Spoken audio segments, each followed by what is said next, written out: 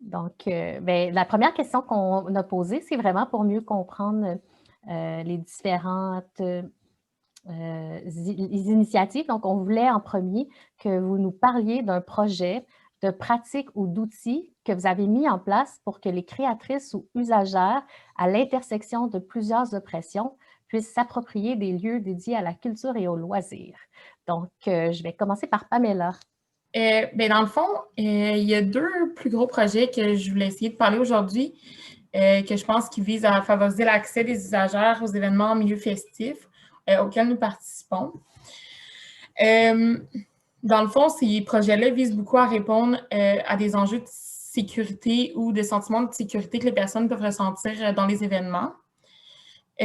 En fait, on a tout un volet qui est en lien avec la prévention des violences à caractère sexuel, puis qui vise en fait à augmenter le sentiment de sécurité des personnes dans les milieux, puis aussi réduire les violences. On a créé différents outils préventifs dans les dernières années sur tout ce qui est en lien avec le consentement, puis l'initiative Témoins actifs. On a aussi adapté tout notre contenu de formation aux nouvelles réalités, puis à toutes les notions du consentement et encore une fois à l'intervention témoin actif qui vise en fait à être que lorsqu'on est témoin de violences autour de nous, d'intervenir tout en protégeant, en fait en se protégeant soi-même dans notre intervention, puis éviter que la personne continue à vivre la victimisation. Ensuite, je parle en fait de notre initiative de prévention parce que ça a toujours été un élément central au GRIP d'offrir de la formation puis des outils préventifs. Mais cette initiative-là est super intéressante parce qu'on l'adapte en fait à toutes les sous-cultures des organisations qui nous font la demande. On l'a adapté entre autres pour des organisateurs d'événements festifs universitaires, des équipes de pères aidants qui font de l'intervention en milieu festif dans les cégeps, puis aussi à des ligues d'improvisation qui souhaitent former les organisateurs d'événements à travailler dans la prévention des violences. Puis, on a aussi formé l'ensemble de nos équipes pour qu'eux aussi puissent agir à titre de témoins actifs en milieu festif. Puis, sinon, l'un des plus gros services qu'on déploie, puis celui que je coordonne, en fait, c'est celui d'intervention en milieu festif. Puis à ce moment-là, en fait, on essaie de créer des espaces plus sécuritaires. Ça passe, entre autres, par nos kiosques préventifs où on distribue du matériel de consommation et de prévention des ITSS ou de la santé ou pour la santé sexuelle. Puis dans le fond, on essaie à travers les kiosques, on essaie d'outiller les personnes à faire des choix éclairés en ce qui concerne la consommation, leur sexualité et aussi dans le but de créer un esprit de communauté au sein des événements parce qu'on aimerait ça en fait que tous les gens s'entraident puis qu'ils soient aptes à intervenir comme témoins actifs dans les événements où ils vont. Ensuite, on a aussi un espace, une tente, en fait, qui est dédiée au GRIP. Cet espace-là nous permet de faire de l'accompagnement psychosocial dans un endroit calme, en périphérie des foules puis de la musique. Puis dans cet endroit-là, en fait, on vient intervenir dans différents contextes, comme l'intoxication, les bad trips, l'anxiété, suite à des situations de violence, soit on voit généralement plus des cas de violence conjugale ou de violence à caractère sexuel. Puis on vient aussi à intervenir dans des situations de crise ou de crise suicidaire. En fait, notre objectif avec ces services-là, c'est vraiment d'accompagner puis d'accueillir les personnes qui vivent des situations difficiles en milieu festif, peu importe la raison. Puis en fait, on veut les aider à passer à travers de ça puis trouver un certain équilibre puis qu'ils ne soient pas seuls et désemparés dans cette situation-là. Ensuite, nos équipes se déplacent aussi en outreach, qu'on appelle, pour faire du repérage de situations à risque, autant en ce qui concerne les surdoses ou les violences, puis d'intervenir dans des contextes où il y a des situations problématiques sur le terrain. Puis, finalement, en fait, avec tout ça, on travaille vraiment fort avec les promoteurs afin d'améliorer l'offre de services qu'il y a sur les terrains des festivals et des raves dans lesquels on intervient. Puis, dans le but de réduire les pratiques à risque puis d'améliorer la sécurité puis la santé des personnes sur les sites. Par exemple, on lutte depuis des années pour favoriser l'accès à l'eau gratuite dans les événements où on est, ou encore pour interdire les fouilles intrusives par les équipes de sécurité. C'est vraiment un long processus qu'on fait avec eux. Ça prend du temps, mais je pense que c'est un aspect important de nos collaborations avec les promoteurs parce que ça permet en fait d'avoir un impact majeur sur les pratiques et sur la sécurité des personnes qui fréquentent les milieux festifs. Merci, Fabella. Juste à titre informatif, dans le fond, on va avoir comme 3 questions. Puis, dans le fond, on va commencer par... Les gens nous présentent leurs initiatives. Après ça, on va parler des enjeux. Puis, à la fin, des perspectives d'action. Donc, sur vos initiatives que vous mettez de l'avant, ce serait à Anne-Julie. Juste rappeler rapidement que moi, en fait, c'est ça. Donc, je suis directrice adjointe du Festival de films féministes. On existe depuis 2017. Et puis, j'ai commencé là en tant que bénévole. Et puis, je vendais des t-shirts puis de la bouffe. Et puis, finalement, je suis rentrée sur l'équipe de programmation et à la direction. Donc, mon parcours, je l'ai vu en tant que spectatrice au départ, donc jusqu'à me rendre où je suis maintenant. Donc, j'ai vu beaucoup de choses.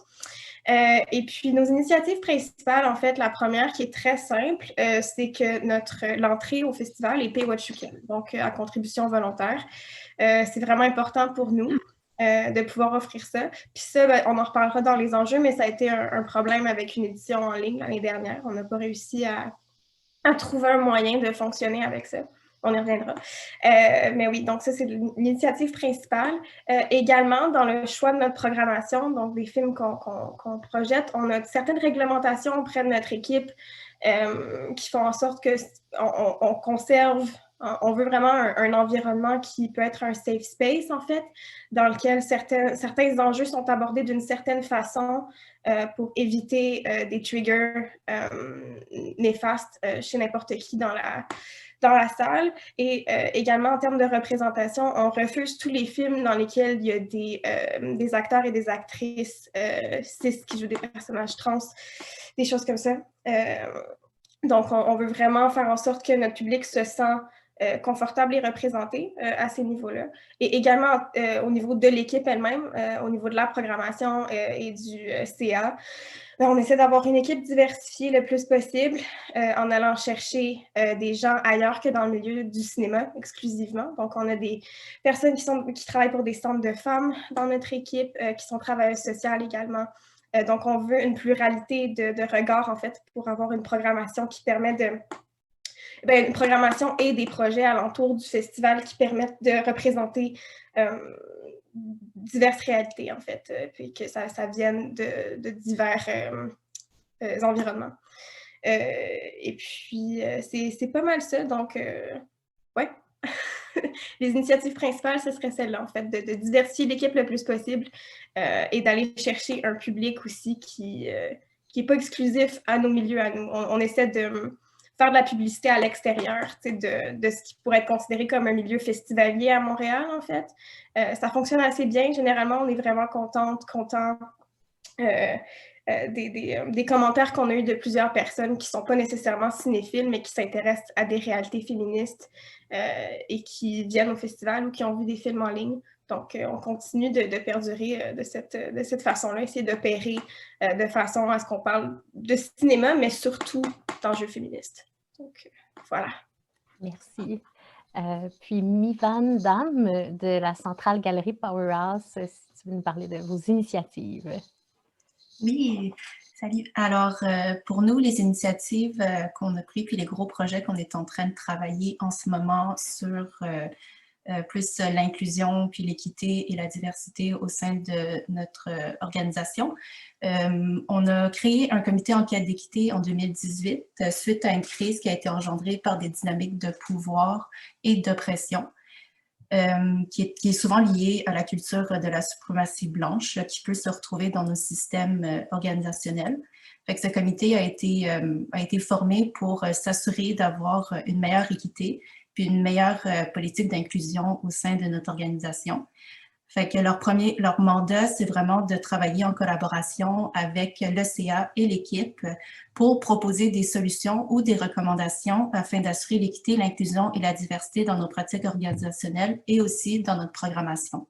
Fait que c'est vraiment un comité qui permet de vraiment comme d'ancrer les fondations plus des perspectives intersectionnelles, ou bien de vraiment s'assurer que nos manières de fonctionner en tant qu'organisme qui répond à un besoin d'équité et d'inclusion.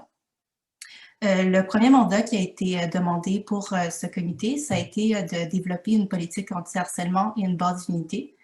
Alors, la politique anti-harcèlement, c'était vraiment pour assurer une prise en charge si jamais il y avait des comportements problématiques, si jamais il y avait des questions d'harcèlement ou de violences beaucoup plus graves. Ça permet vraiment de développer, de mettre en action, puis vraiment d'assurer une prise en charge que parfois, les plus petites organisations, on n'a pas nécessairement les ressources pour être capable d'encadrer ce genre de problème. Fait que c'est sûr et certain que nous, après notre crise, ça a été vraiment un besoin qu'on devait développer. Sinon, on a aussi développé une base d'unité. Une base d'unité, c'est vraiment c'est une sorte d'affirmation de nos valeurs on met tout de suite de l'avant nos valeurs pour permettre de communiquer à notre communauté ou bien juste les personnes qui fréquentent de loin ou de proche de la centrale, de déjà être transparent par rapport à qu'est-ce qui est accepté ou non au sein de notre organisation. Fait que c'est en quelque sorte une espèce d'entente entre la centrale et toute personne qui fréquente de loin ou de proche notre centre d'artistes pour engager une espèce d'entente mutuelle, que ça, c'est les valeurs qu'on travaille sur et qu'on valorise vraiment. Sinon, il y avait aussi, le comité avait aussi le mandat de développer une programmation laboratoire. Fait que la programmation laboratoire a aussi été créée en 2018 pour permettre de répondre à une meilleure diversité au sein de notre programmation plus grande. Fait que cette programmation, c'est vraiment c'est un espace pour être capable de donner plus de voix puis plus de visibilité pour les pratiques à visée décoloniale, antiraciste ou anti-oppressif. Alors, les membres du comité Enquête d'équité sont amenés à inviter des chercheurs, des artistes, des commissaires pour engager des discours qui sont décoloniales. Fait que ça, c'est une programmation qu'on a créée pour être capable d'assurer une meilleure inclusion et diversité au sein de notre programmation plus grande. Puis ça peut prendre forme, ça peut prendre sous différentes formes. Ça peut être des panels de discussion, ça peut être des projections de films, des performances. Alors, ça peut vraiment être flexible dans la forme. Sinon, une autre initiative aussi qu'on aimerait travailler de plus en plus, c'est d'encourager la diversification au sein de notre CA, puis de notre membership. C'est sûr et certain que le plus qu'on a différentes réalités, puis différentes perspectives et différentes connaissances au sein de notre CA, ça nous permet vraiment d'avoir un regard puis une richesse dans nos échanges pour être capable de trouver des solutions qui représentent plusieurs réalités, puis pas juste une réalité qui peut être souvent dominante dans des institutions ou bien même des plus petites organisations. On peut comprendre que quand même la culture de la suprématie blanche, elle est quand même très ancrée dans notre système. Fait que c'est sûr et certain que d'avoir une diversification puis un échange qui permet de vraiment être capable d'avoir des solutions qui sont plus authentiques puis plus honnêtes par rapport à les valeurs de la centrale. Fait que ça, c'est quelque chose aussi qu'on encourage beaucoup. Sinon, on a aussi les comités de sélection. Fait qu'au niveau de la programmation, toute notre programmation, les projets sont sélectionnés par les membres de la centrale. Alors, les comités de sélection sont composés de membres actifs de la centrale et chaque membre est élu en AG. Alors, le fait que aussi, puis les membres ont un mandat de 2 ans, ce qui fait qu'il y a quand même une bonne rotation au sein des comités de sélection, ce qui fait que la rotation de ces membres-là, bien, automatiquement, on va retrouver une certaine rotation dans les priorités ou dans les directions artistiques au sein de notre programmation. Fait que, ça, c'est quelque chose aussi qui permet d'avoir une mise à jour ou bien avoir des pratiques plus pertinentes par rapport à notre programmation et notre mandat. Et aussi, au printemps dernier, durant la COVID, puisqu'il y avait énormément d'enjeux sociaux qui remontaient, on a décidé de créer un plan d'action pour lutter contre le racisme systémique et les mécanismes toxiques qui proviennent de ces cultures de suprématie blanche. Alors, on a déjà commencé à mettre en action certaines propositions ouais, voilà. On a déjà commencé à le faire. Alors, on a commencé à faire des formations d'équipe pour les travailleurs, travailleuses et pour le CA sur les questions d'équité et de pratiques antiracistes, anti-oppressives et décoloniales. Et on a aussi mis en place une section équité sur notre site Internet à laquelle notre communauté peut avoir accès à notre politique anti-harcèlement et la base d'unité, et en plus d'avoir une explication un peu plus claire sur le comité en cas d'équité et aussi le laboratoire, la programmation laboratoire. Et vous pouvez trouver ce plan d'action sur notre site Internet.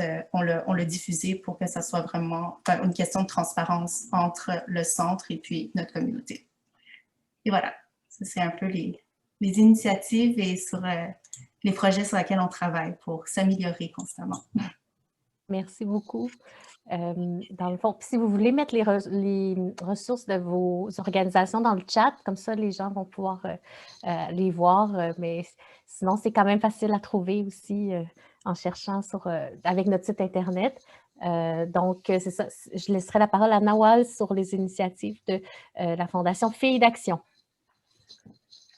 Bon, bonjour à toutes et tous. Donc, moi, je vais vous parler de quelques initiatives spécifiques qui ont été faites dans la dernière année à peu près, parce que je suis à Filles d'Action depuis le début de la pandémie. Donc, j'ai commencé à travailler en pleine pandémie à Filles d'Action. Donc, ça apporte des nouveaux défis puis des nouveaux enjeux pour continuer d'avoir une programmation qui représente les jeunes filles, les jeunes femmes et les personnes de genre non conforme qui suivent la Fondation Filles d'Action. Donc, la première chose dont je vais vous parler, la première initiative, c'est quelque chose qu'on a fait l'année dernière pour souligner notre 25e anniversaire. Donc, on a donné l'opportunité à plusieurs jeunes femmes de nos réseaux de s'exprimer au travers de médiums artistiques au cœur même de leur ville, donc c'est-à-dire à Montréal, tout en étant dans un cadre professionnel, donc en les payant, évidemment, en leur offrant aussi une expérience professionnelle à ajouter sur leur CV. En fait, le projet, en gros, qu'est-ce que c'était? On a engagé une jeune femme d'origine haïtienne que vous connaissez peut-être, Malicious, qui est une artiste peintre et muraliste. Donc, elle a créé une murale sur l'un des murs légaux de la ville de Montréal pour nous. Donc, pour celles qui ne savent pas c'est quoi les murs légaux à Montréal, c'est des espaces où les gens qui font du graffiti ou des murales peuvent le faire légalement. Il y en a un, par exemple, je pense à celui sur sous le viaduc Rouen sur Ontario, dans Hochelaga-Maisonneuve, mais il y en a plusieurs dans la ville de Montréal. Puis c'est le genre d'espace qui laisse la place pour s'exprimer, puis qu'on essaie d'utiliser, nous, dans nos activités. Donc voilà, et cette murale-là a été filmée tout le long pendant sa création par une autre jeune femme qui fait partie de notre réseau, Afouali, qui a créé sa compagnie de production et de réalisation vidéo, donc 916 Stories, qui est comme, c'est ça, elle fait des réalises et produit des vidéos. Puis on avait aussi demandé à un collectif de musique de composer une chanson et une musique entièrement pour nous. Donc, ça impliquait plusieurs personnes dans ce processus-là. Le collectif à qui on a demandé de faire cette chanson-là, c'est le Lotus Collectif, qui est un collectif de femmes racisées qui s'impliquent dans la musique à Montréal, qui donnent des ateliers sur le rap, la musique, comment se partir un groupe de musique, comment demander des subventions au gouvernement pour pour être autonome puis vivre de son art, etc. Puis, en fait, ce collectif a été parti par deux jeunes femmes vraiment inspirantes. Je vous invite vraiment à aller découvrir le Lotus Collectif. Une des deux femmes est d'ailleurs une ancienne travailleuse de Filles d'Action qui s'est un peu basée sur comment on faisait du mentorat à Filles d'Action pour créer son propre organisme et ainsi, à son tour, donner des ateliers puis faire du mentorat avec d'autres jeunes femmes. Donc ça, c'est une initiative qui a été faite l'année dernière puis qui nous a vraiment tenu à cœur. C'était un gros projet avec plein de jeunes femmes d'impliquer à différents niveaux dans la ville de Montréal pour représenter le réseau de Filles d'Action. C'est sûr qu'en temps de pandémie, pardon, l'accès à la culture puis aux loisirs dans la ville sont réduits puis sont plus difficiles pour toutes et tous. Donc, puis encore moins pour les femmes qui ont la charge de travail ménagère, la charge mentale, la charge de la famille à la maison, etc. Donc, on a aussi mis en place un projet qui s'appelle le soutien est essentiel, donc qui a commencé il y a quelques mois et puis qui se passe dans certains quartiers de Montréal qui sont les plus affectés par le COVID. Donc, selon un rapport qu'on avait vu pour les jeunes femmes, donc ça se passe dans Côte-des-Neiges, Parc Extension et Montréal-Nord. C'est réservé aux femmes, jeunes femmes et personnes de genre non conformes des communautés autochtones, noires et racisées. Et puis, le but, c'est de miser sur la santé mentale, mais avec un aspect artistique au travers de ça. Donc, on fait des cercles de partage artistique avec des invités qui viennent faire des ateliers créatifs. On envoie du matériel aux personnes, vu qu'on ne peut pas le faire en personne actuellement, malheureusement.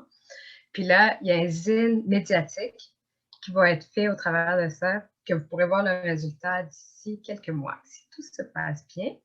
Donc, c'est un peu ça en ce moment qui se passe comme initiative, puis comment on se réapproprie l'art et la culture avec Filles d'Action.